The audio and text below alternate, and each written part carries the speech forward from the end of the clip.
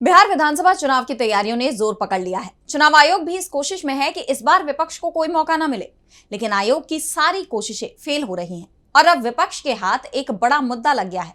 विपक्ष ने बड़ा खुलासा करते हुए आयोग पर सवालों की बौछार कर दी है। देखिए ये रिपोर्ट। बिहार में मतदाता सूची का एसआईआर यानी विशेष गहन पुनरीक्षण अभियान अब सवालों के घेरे में आ गया है। चुनाव आयोग की विज्ञप्ति के आधार पर पूछा जा रहा है कि 5 दिन में वॉलंटियर्स 1 लाख से बढ़कर 5 लाख कैसे हो गए, यानी 5 दिन में 3 लाख वॉलंटियर्स कहां से आए। सपा अध्यक्ष अखिलेश यादव ने तो ये सवाल उठा दिया कि ये वॉलंटियर्स हैं कौन और इनका बैकग्राउंड क्या है।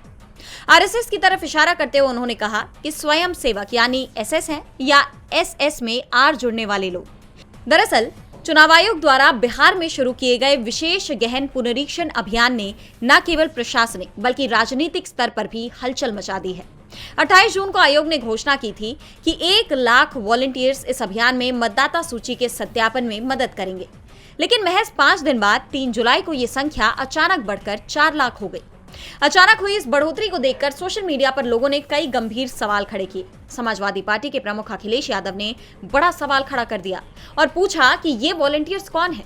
उन्होंने राष्ट्रीय स्वयंसेवक संघ यानी आरएसएस पर इशारों में निशाना साधते हुए पूछा कि एसआईआर में ये वॉलंटियर्स कौन हैं, ये एसएस हैं या फिर आर लगा दो वो वाले हैं। अखिलेश यादव के अलावा राष्ट्रीय जनता दल, कांग्रेस और सीपीआई-एमएल जैसे विपक्षी दलों ने चुनाव आयोग के इस अभियान को लोकतंत्र के लिए खतरा बताया है।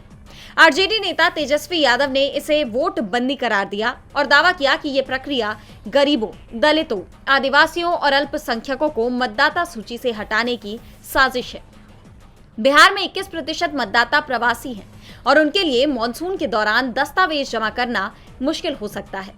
विपक्ष ने आरोप लगाया कि आयोग ने सर्वदलीय बैठक नहीं बुलाई और प्रक्रिया को पारदर्शी नहीं बनाया। कांग्रेस नेता अभिषेक मनु सिंघवी ने पूछा कि क्या 2003 के बाद के सभी चुनाव अवैध थे, क्योंकि अब अचानक नागरिकता सत्यापन की मांग की जा रही है। कई विपक्षी नेता इसे राष्ट्रीय नागरिक रजिस्टर यानी एनआरसी की तरह की प्रक्रिया मानते हैं, जो अल्पसंख्यकों और कमजोर वर्गों को निशाना बना सकती है। आधार कार्ड को दस्तावेजों की सूची से बाहर रखने पर भी सवाल उठे हैं।